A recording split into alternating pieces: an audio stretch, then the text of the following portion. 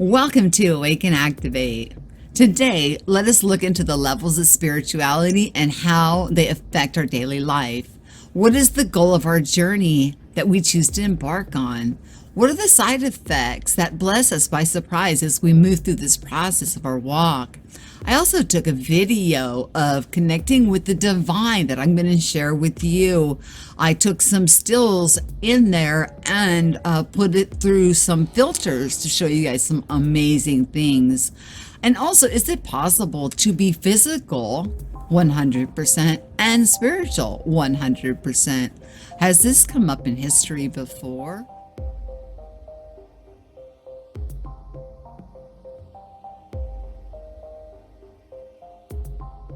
Levels of spirituality.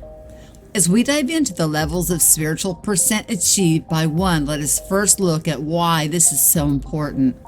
Looking at humanity's history or mythology, we find some answers and clues hidden in plain sight. Everywhere we can find how it's been split into two, whether it be light from dark, separation, heavens from earth, and the land from sea, the one being separated into male and female.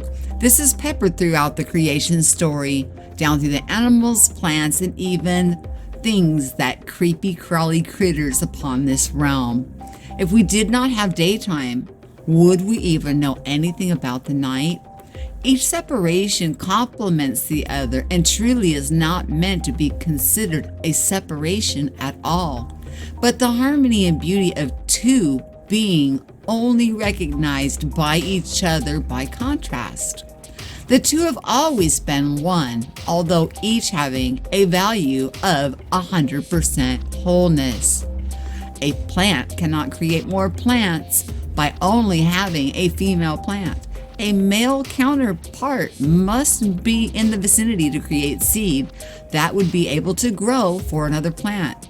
The cycle perpetuates and creative nature follows this beautiful pattern of two to bring forth abundance into this realm. When this harmony is disrupted or out of balance, then we can see the effects in nature.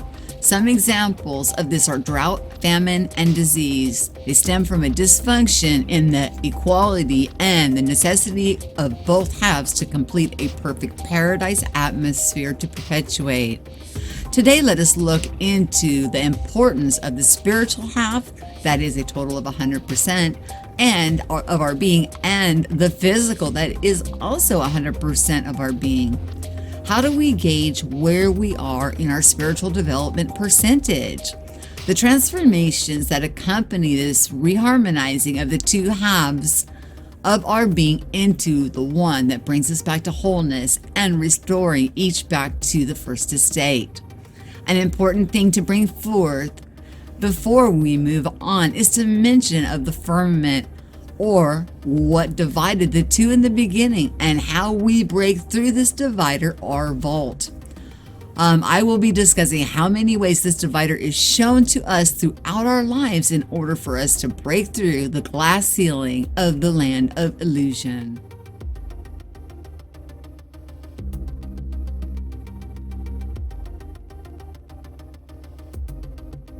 Let's start off by looking at this graph of our chakras. Starting at the bottom is the first, is the root, it's the physical and the survival, and it's red. The second is the spleen, it's the sexuality and creativity and the clairsentience, and it is orange. The third is the solar plexus, it's yellow, and it's personal power and it's energy, and it distributes our energy around and about. The fourth is green, and it's our heart. And it's the compassion, the love, and the, apathy for others. The fifth is the throat, and it's blue. And it's how we express, how we communicate, also gives us clairaudience and telepathy. The sixth is the brow, or the third eye. It's intuitive, it's the spiritual nature, and it's the clairvoyance. The 7th is the crown, and it's the connection to the god or goddess. It is the knowingness and the transcending. And the 8th on this one is the soul star, or the stellar gateway, the connection to the divine, constantly in unity and flowing, connected. Every time I think about our chakra system, I just think about the rainbow, the promise of God that is flowing through each and every single one of us.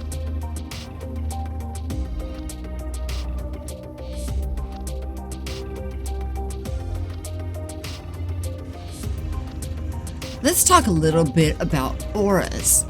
Auras to me look exactly like the chakra system, which are rainbows flowing about like the toroid field would be from our heart.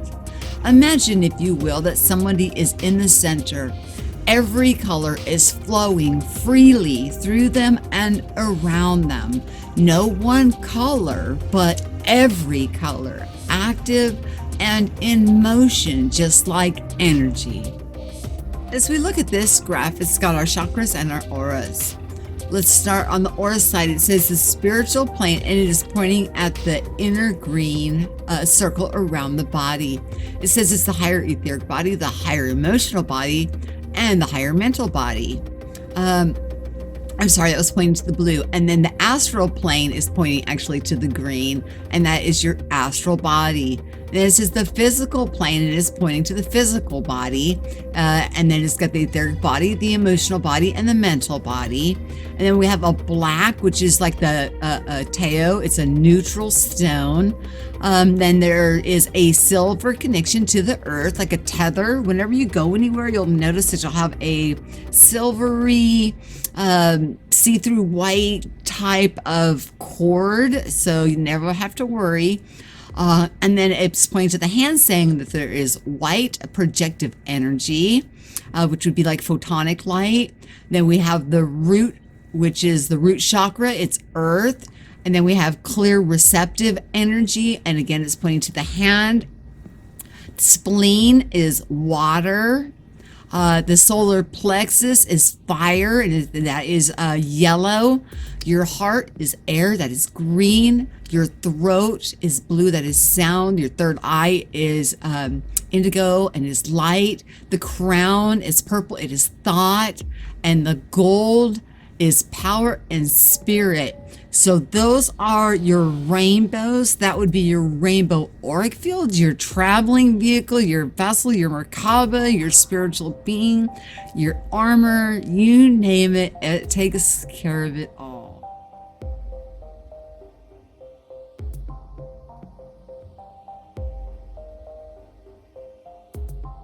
As many of us are aware, as we're walking along this journey, many surprises have come into our awareness. So I'm going to list off a few here, and then I'm going to list off another grouping of them and give you a little compare-contrast. This is describing the spiritual gifts. The first one is administration. The second one is apostleship. Third one is discerning of spirits. Fourth one is encouragement. Fifth, evangelism. Sixth, faith. Seventh is giving. 8, healing. 9, helps. 10, hospitality. And 11 is an intercession. They pray for each other. Number 12 is interpretation of tongues, also speaking in tongues. 13, leadership. 14, mercy. 15, miracles. 16, missionary. 17, pastoring. 18, prophecy. 19, serving. 20, teaching. 21, tongues. There it is. 22, words of knowledge. And 23, words of wisdom. In part 1, we brought up why it was so important to keep pushing through until you punch through that glass ceiling, get reconnected. Now we're going to start getting into some reasons why, when we're starting to do some compare-contrast based on what man can do with this sixth sense acutely, all 5 senses activated, versus having your inner spirit, or being inspired by the Spirit and gifted by the Spirit, which comes from the divine. That accuracy jumps up. The gifting is pure. There's no guesswork. And, it's just a completely different feeling. It's fulfilling. And when you see that sample of me communing that I took for you guys, I normally don't do that. It's a very private time for me. But, I connect all the time and I enjoy it. But here is some spiritual skills. And over here on the column that would be to the left is the ones I listed off previously, but we'll go through them again real quick. It's prophecy. Prophecy, teaching, serving. Oh goodness, hard to read that, huh? Giving aid, compassion, helping. Let's see, speaking in tongues, interpreting tongues, wisdom, knowledge, faith, discernment, leadership, administration, shepherding. But we listed those 20 on the previous page. And but here, the bottom part is the important part here. The divine under inspiration is spirit, senses, or gifts, or ESP. The Holy Spirit, or the spiritual, or the divine, or the creator, higher self, whatever you want to call it, doesn't matter to me. We'll give you inspiration, number one, inspiration, which is thought. Okay, and then number two is inspirational again, and it's composition. They're great speakers, they're scientific geniuses. Number three, again, inspirational, it's art, artistic, and architects. Number four, music, math, musicians. Number five, dreaming. They have prophecies and they see the future, foretelling. Number six is writing. They're poets. They're great with literature. Number seven, mediumship and guides and healers, and like the magi.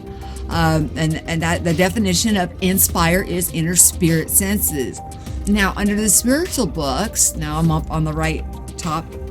It says it lists the spiritual books, the spiritual struggles. Number one is power. Number two is money. Number three is fame. Number four is attachment. Number five, sexuality. Number six, desire.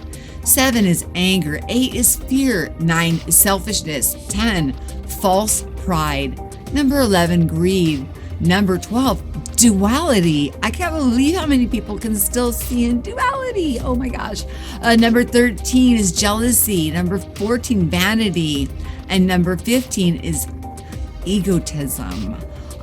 Now, when we're dealing with the psychic or intuition or clair senses versus the intellect, the clair psychic is an intuitive gift. That's your sixth sense activation, heightening the awareness of all of your five senses, versus a physical sense of intellect. It's between your ears. You read it in a book. You've got it. You know it. It's a fact for you. A lot of these things get in our way of flowing. And it has a list here. Is number one is clairaudience, and that's through sound or visual. Number two is clairvoyance and sight, and it's auditory. I think they did this backwards. Number three is clairsentience, and it's feeling bodily, like feelings. You sense it. Number four is clairempathic. You can feel somebody else's emotions or heart. Number five is let's see, that's clairtendency. I've never heard of that one. It's psychochometry as touch. Oh, okay, yeah. You can hold an item and get a sense from it. Okay, I get it. Okay. Number six is clairscent, and that is for smell. Number seven is clairvoyance, and that's through taste. Clairvoyance is through taste, huh? I think there could be more than one way of doing any of those gifts and abilities that they listed off here. And the definition for clair is French for clear. Your senses are clear, they're enhanced, they are heightened. Your sixth sense has become aware.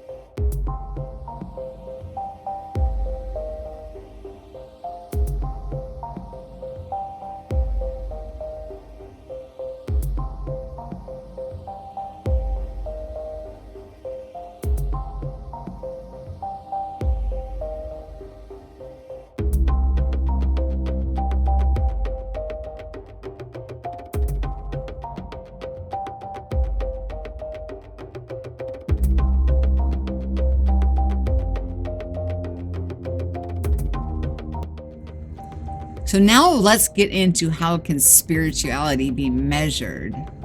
Spiritual level cannot be measured by any modern scientific equipment, nor can it be ascertained intellectually by any person.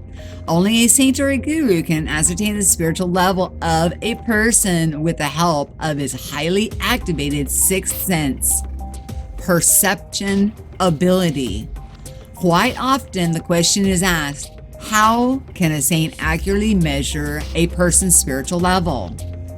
Well, just as the eye do in its intrinsic ability can easily differentiate between a blue object and a red object with 100% accuracy, so also a saint with his sixth sense ability can accurately estimate a person's spiritual level. The sixth sense enables one to acutely be aware and accurately measure the unseen world.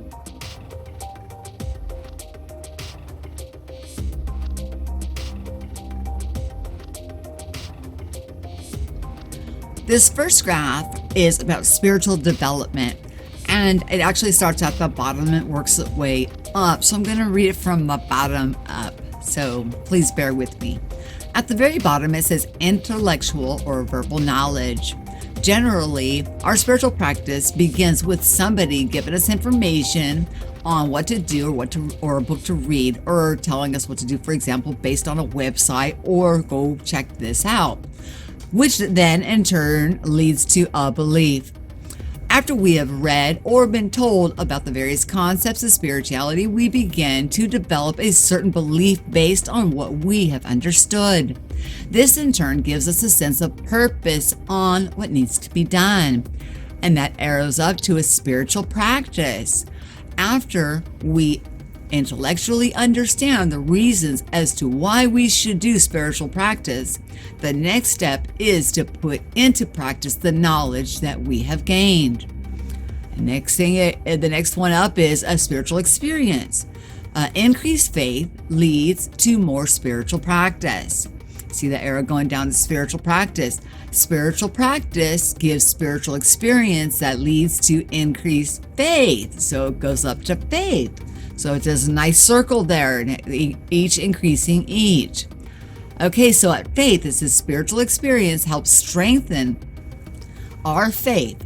Faith gives us the courage and conviction that we're on the right path. As a result, we invest more time in spiritual practice and get a higher level of spiritual experiences, which in turn lead to more faith. All right, and the next one up is spiritual emotion. As our faith becomes strong, we then begin to experience spiritual emotion, which is having an intense awareness of a presence of God in everything around us, in each and every aspect of our day-to-day activities. And then that arrows up to devotion. And devotion, when our spiritual emotion becomes pervasive, we come to a stage of devotion. This devotion ends our feeling of being separate from God. We now have a relationship when we're in devotion. And that arrows up to self-realization. This is the ultimate in spiritual growth, where we finally merge into God. At first, since God is viewed as separate from ourselves, we are in a state of duality. Later, once the goal of self-realization is reached, we go beyond spiritual emotion and we attain a state of non-duality.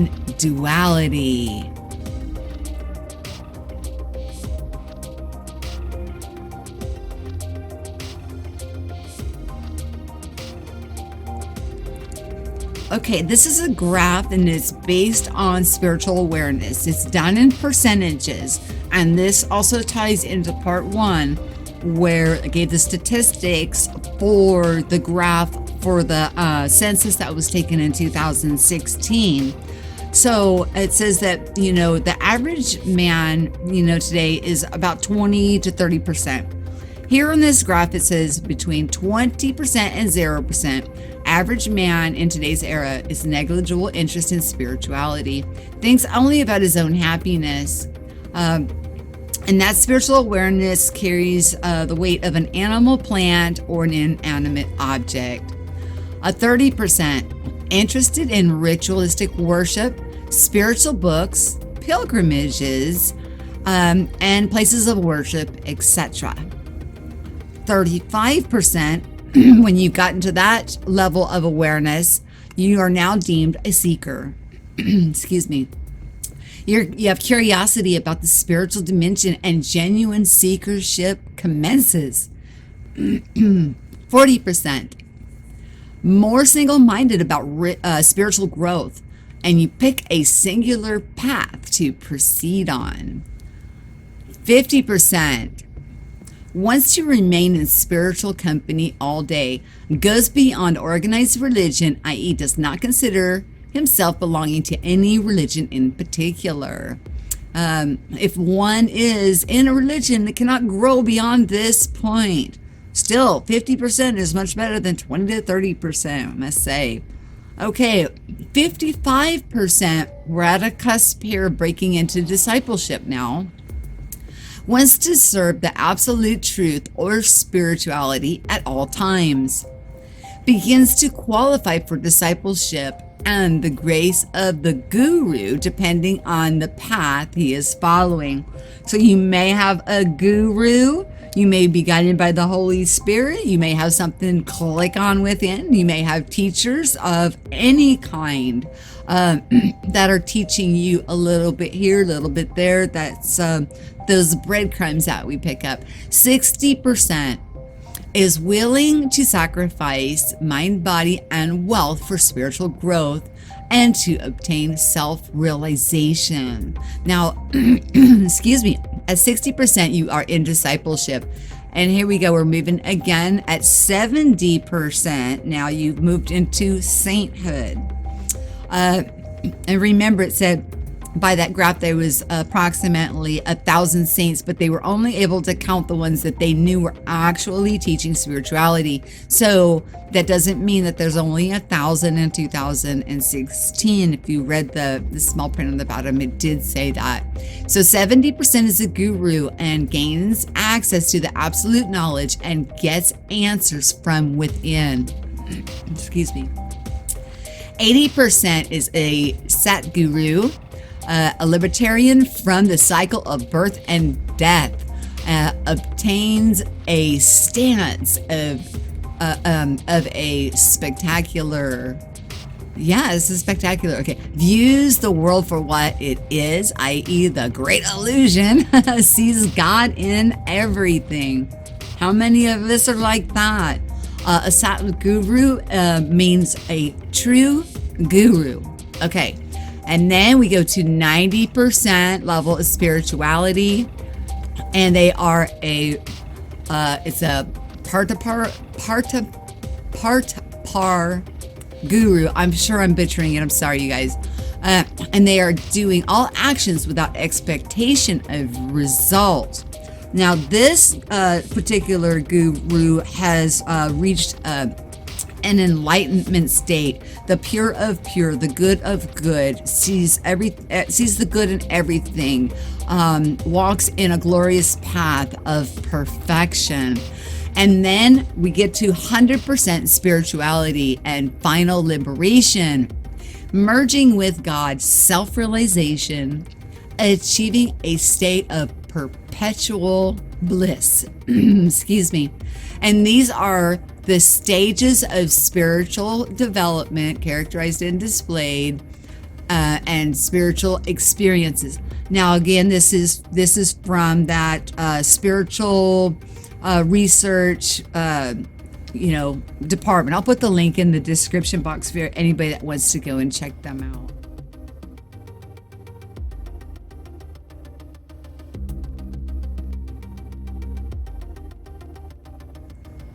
This here has everything from spirituality, chakras, auras, consciousness, the evolution of our spiritual development, physicality, the paradigms that we live in, and many of the steps that we're walking out.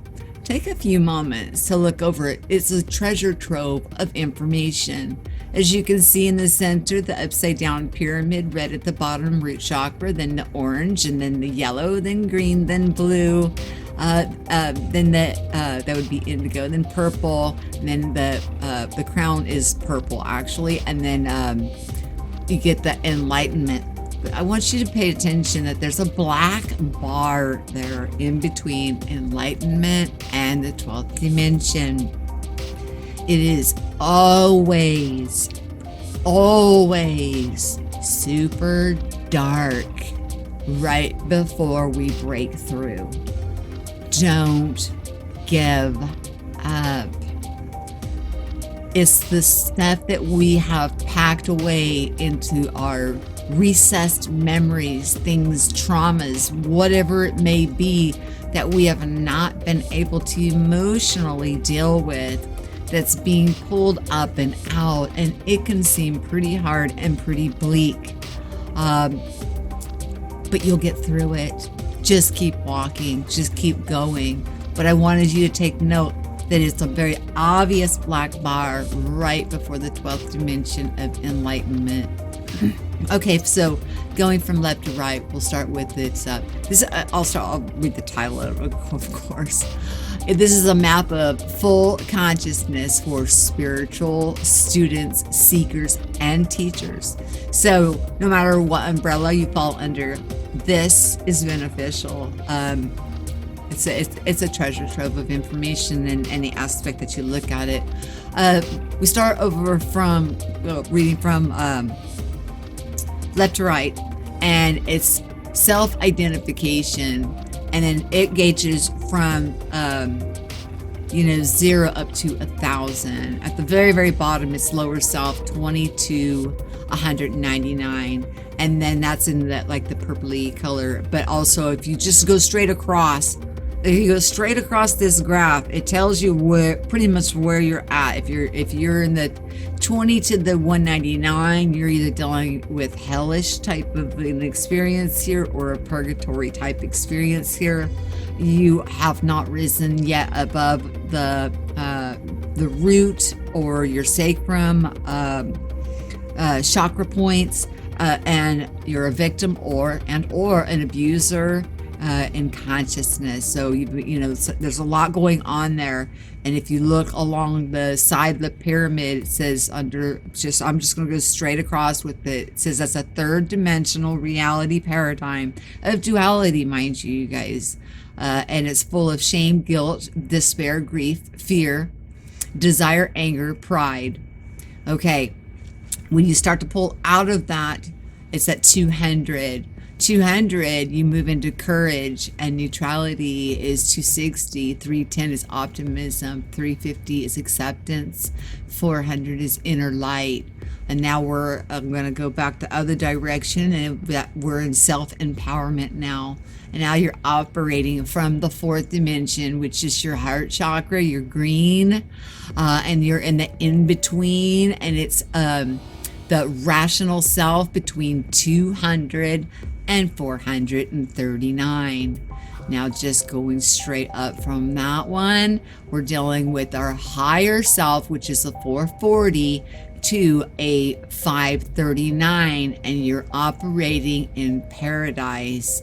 I don't know if you guys realize this, but our higher selves integrate into our being here. They come and they integrate and live and dwell within us. So if they're not yet able to inhabit our body, we just need to do a little bit more cleaning. We got to get our house in order. So we're dealing in paradise, and it's a new humanity consciousness. And going straight across from 440, it's inner wisdom, inner love, oneness. 600 is presence, and you're dealing now with self-realization, which is that purple bar that reaches all the way to the top now and goes to let's see, it's a 670 is non-duality, 700 is universal consciousness, 800 is the great void, and that's what I'm talking about, that dark great void. Get through it, you'll make it, you got this. 850 is the divine grace and love union. 900 is the super casual truth, and 1000 is full consciousness. And we just I just went ahead and read all of the self-realization, the side of the pyramid, what the kind of things would go along with that, and that would deal with the let's see, it says it's the 8th dimension, and then above that is the I am presence, and then it is enlightenment, and then of course there's that black bar, you guys, and then to the 12th dimension. And all of those paradigms reside underneath the one banner of that purple bar of heaven. Okay, so, and that is the planetary self, 540 to 599. Galactic self, 600 to 699. Universal self, 700 to 799. The super casual self, 850 to 999. And your absolute self at 1000. So take note of this graph because it does cover all types of different scenarios, from our auric fields, the travels that we go on, our toroidal field, our chakras, the different realms of perception and perspective, all the different encounters that we have, plus the human side. Remember, you guys, we're 100% in physicality and 100% spiritual beings simultaneously, side by side.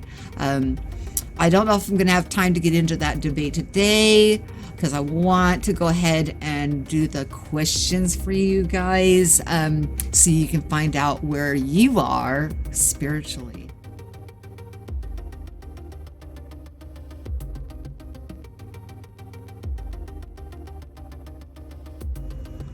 This graph here I enjoy because it's actually called the 7 seals. And the 7 seals, I've always been told, are our chakras. And our chakras happen to be in the same order and the same colors as the rainbow, which is the promise of God, which made things kind of tie up really nice and neat for me to push forward, especially with my upbringing. So it really helped move me forward anyways. Okay, we're going to start as we have on all the others at the bottom. And remember, think about where you're at in each of these, because you are evaluating your own self based on what we're sharing today. The bottom row is brown. It's the first level, and it's considered the subconscious. And it says that it's fear, and it primarily focuses on reproduction and survival. Suppression is your belief, ritual, and competitive behavior controls you. Okay, you see off to the side there, it says polarity between both the subconscious, which is brown, and the next one up, which is red, and it's the second, and it's the social conscious. And it says it's slightly higher than the first seal traits. So at the second seal, it has control and tyranny, herd-like behavior, strength in numbers, punishment. If it doesn't abide your thoughts or consciousness, create your own reality, attitudes will bind you in the ascension process judgment.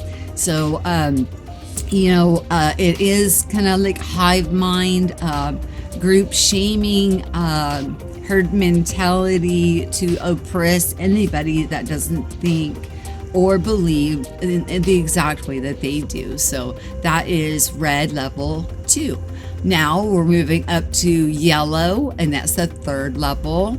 And there's a red line there, as you can see, and it says the first 3 seals trap us on this physical plane. And the third one is conscious awareness. And off the side it says wake up, judgment binds you, pain and suffering, living in polarity, thinking as an individual. So everything below that red line there keeps you grounded. How many of you guys have traveled and been to some pretty amazing places, even in dream time? Think about it. It all counts. Sorry about my sloppy scroll down. Okay, the fourth is blue, and it's the bridge consciousness. You guys remember, I'm always telling you, with the third eye, or the pineal gland, to go ahead and open that bridge, get that bridge open into the divine mind. So that reminds me of, okay, and it has unconditional love, non-judgment, allowing others their truth. The brain is expanded and concepts developed. Realize I'm free, and forgiveness of self. Now we go to the fifth seal, and it's rose. It's the super consciousness, and the traits are transforming self, knowing the truth beyond living in truth, duplicate anything you choose, compassion for self. The aging process stops. You begin to experience enlightenment, living and walking the truth without duality, walking in awakened demonstration.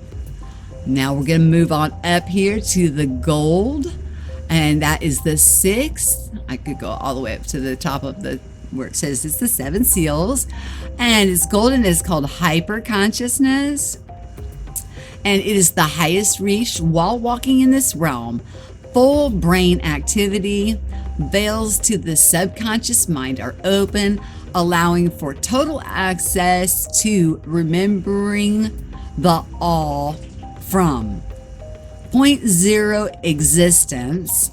One becomes one's thoughts, Christ-like existence.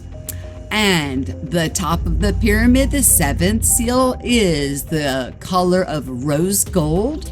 It is the seventh. It is ultra conscious, and its traits are: one returns to being the launching of all thought, experience the being of the all in a continuum of now, full attainment of enlightenment, you vibrate out matter and into light and ascend, returning to the void. Now remember, you guys, the void is not a bad thing. Remember that darkness was upon the deep, and God spoke this place into existence. So it was without form and void, remember?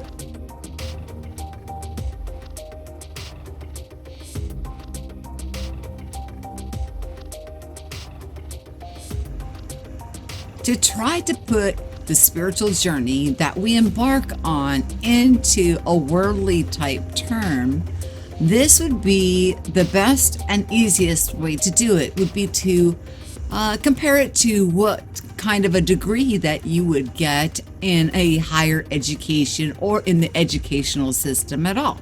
So with this graph here, it's showing our spiritual journey milestones compared with modern educational system milestones. So here we go. Milestones in our spiritual journey. At 30%, being curious is like being in primary school. When we go to 40% and become that seeker, it's secondary school. When we hit 55% to disciple, it's a degree. When we hit sainthood or guru at 70%, it's likened to a master's degree. If you hit Sat Guru, which is true guru, it's like getting a doctorate degree, and that's at 80%. Let's see if hopefully I don't butcher it this time. If you hit Par Guru, I'm sure I did, That's at 90%. That's like getting a post-grad thesis,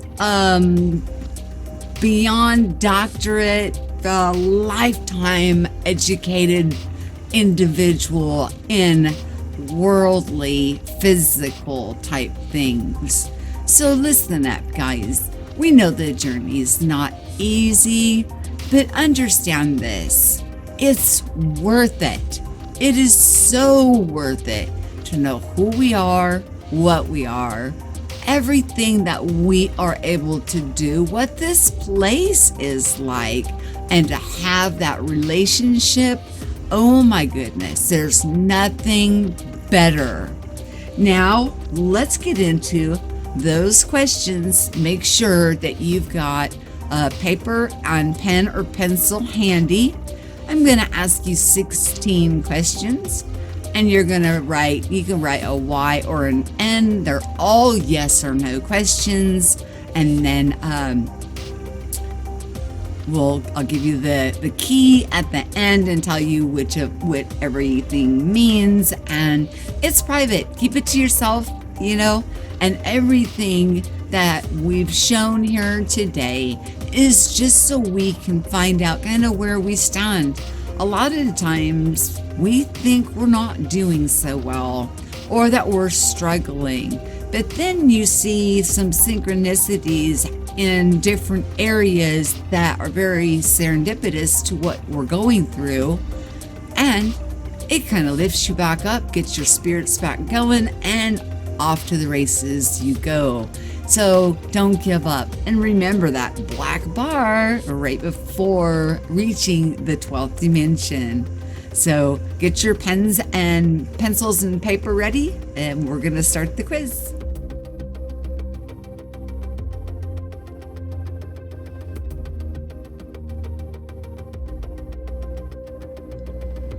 Okay, get your pens and paper out. And remember, these are yes or no questions. There's 16 questions, so make sure you have enough room. Answer the following questions with yes or no. Write your answers on a sheet of paper. Question number 1. Do you hate yourself or others? Question number 2. Do you consider yourself a sinner? Question number 3. Do you think everything is beyond your control? Question number 4. Do you often feel depressed? Question number 5. Do you watch TV or read newspapers? Question number 6. Are you addicted to something in your life? Money, power, alcohol, cigarettes, need for approval, etc. Question number 7.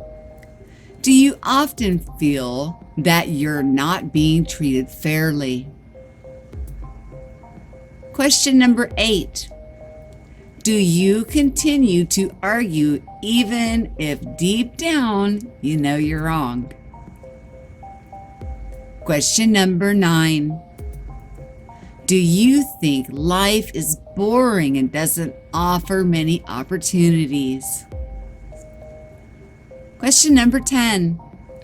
Do you take action constantly and work hard? Question number 11.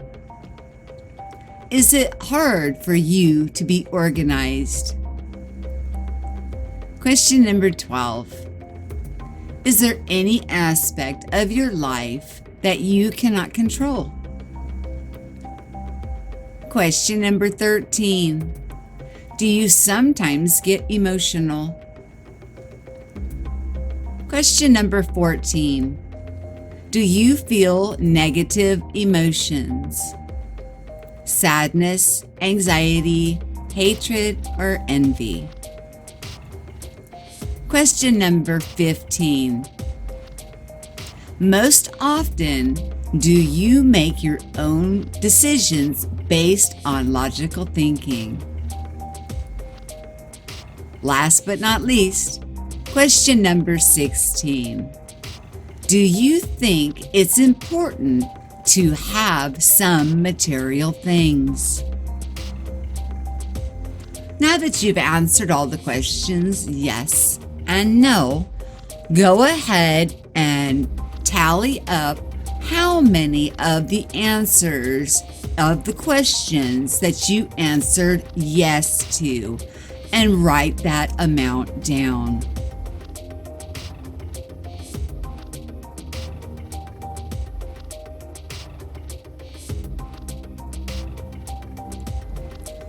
Now that you have tallied up how many that you answered yes to, let's go over the key code. I will read out the first 4, and then I will scroll through the rest so you can read them out for yourself. Remember, answer as honestly as you can, because you're the only one that is judging it, that is gauging it. So it's between you and you. If your score is between 1 and 4, it means that you are advanced in your personal development. That means that you understand the main concepts of self-improvement, and all you must do is perfect your knowledge. Congratulations. If your score is a 1, then you are at the peace level of consciousness. This is the second level. The first is enlightenment, where humanity meets divinity. It is the level of Jesus, Buddha, or Krishna. The level of peace is achieved by one person in 10 million. That's pretty awesome. If your score is 2, then you are at the joy level of consciousness. This level generally belongs to saints and spiritual leaders.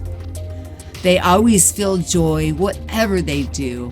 At this level, there is no need to make any plans or set goals, because you mostly follow your intuition. The expansion of your consciousness helps you live a much higher level. If your score is 3, then you are at the love level of consciousness. At this level, you feel unconditional love for everyone, and you want to dedicate your life to helping others.